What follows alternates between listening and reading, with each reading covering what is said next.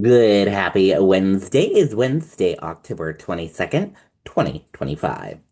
I'm Riley King, and welcome to this Wednesday edition of WRMK News 12. We got a lot of news to get to on this Wednesday, so let's begin right now. First up, John Sununu launches bid to reclaim former U.S. Senate seat.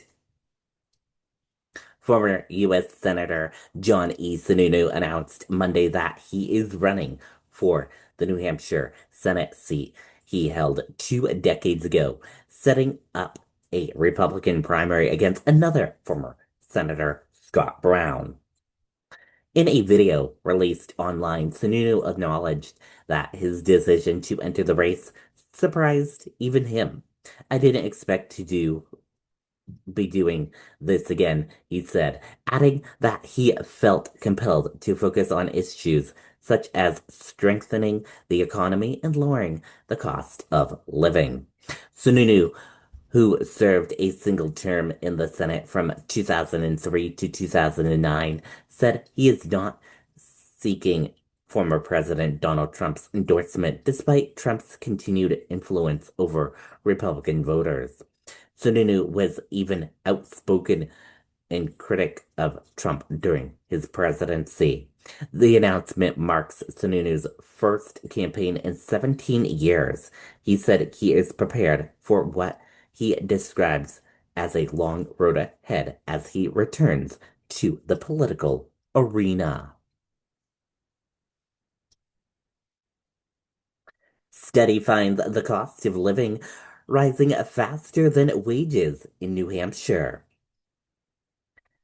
And a new report from the New Hampshire Fiscal Policy Institute shows that the cost of living in the Granite State has climbed faster than household incomes over the past decade, leaving many families struggling to cover basic expenses. The study found that prices of essentials, including housing, childcare, healthcare, and gasoline, have increased at rates that outpace both inflation and wage growth. We see that those costs are increasing in a manner that, for many, of those key expenses, particularly those basic essentials like housing, childcare, and healthcare, have outpaced inflation and growth in income, said Phil Sletton, research director at the Institute. According to the report, a family of four in New Hampshire now has about 17,000 less in annual surplus income compared to 2015. Mortgage payments for a medium-priced single-family home have doubled since 2015, and the average healthcare deductibles have risen 323% since 2005. The study also estimated that the cost of raising two children to age 18 has climbed to roughly 300,000, underscoring how family expenses have ballooned in recent years. We see in the data, particularly in the last 10 years, and particularly related to housing, healthcare, and child care, that those costs have increased in ways that have outpaced incomes, Selectin said. Researchers said the findings highlighted long-term challenges that will require sustained policy attention. These are complex problems that have developed over time, Sletton said. We hope this will spur more conversations about how we as individuals and as a society can meet these challenges. State leaders have long expressed concerns about younger Granite Staters leaving the state for more affordable regions. The report suggests those worries may be well-founded, noting that younger generations face significant higher living costs than their parents did. White House cancels planned Trump-Putin meeting aimed Ukraine. Attention.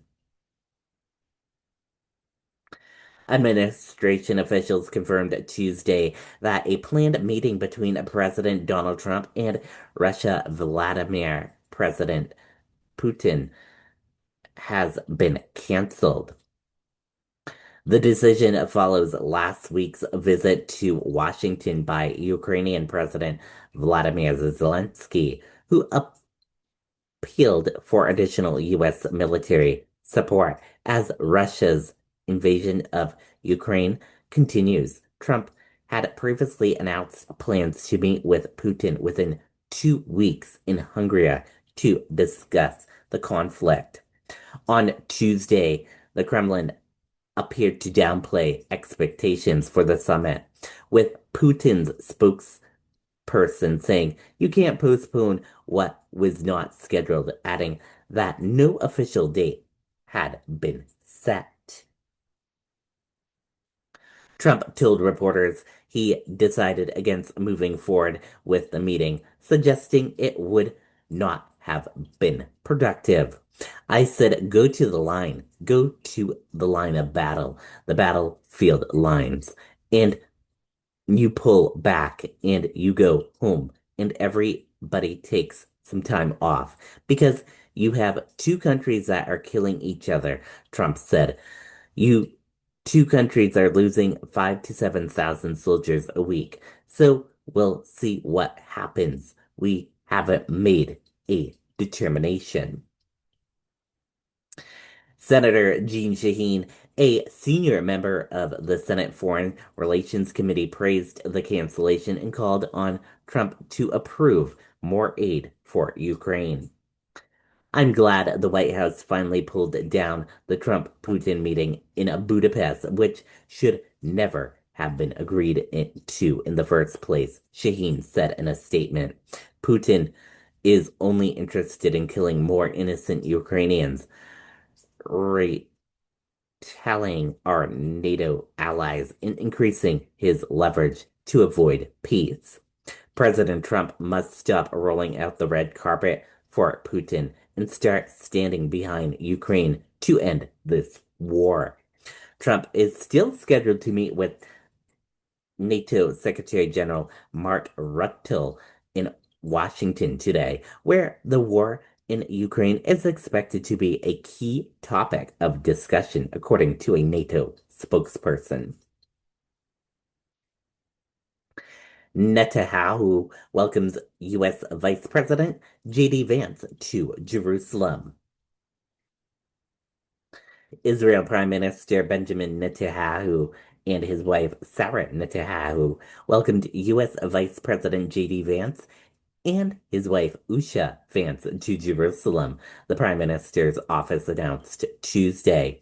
The visit marks a continuation of high-level engagement between Israel and the United States as the two allies discuss regional security and diplomat cooperation. And that does it for this Wednesday edition of WRMK News 12. Thank you for tuning in and watching, and I will see you back here tomorrow for another broadcast.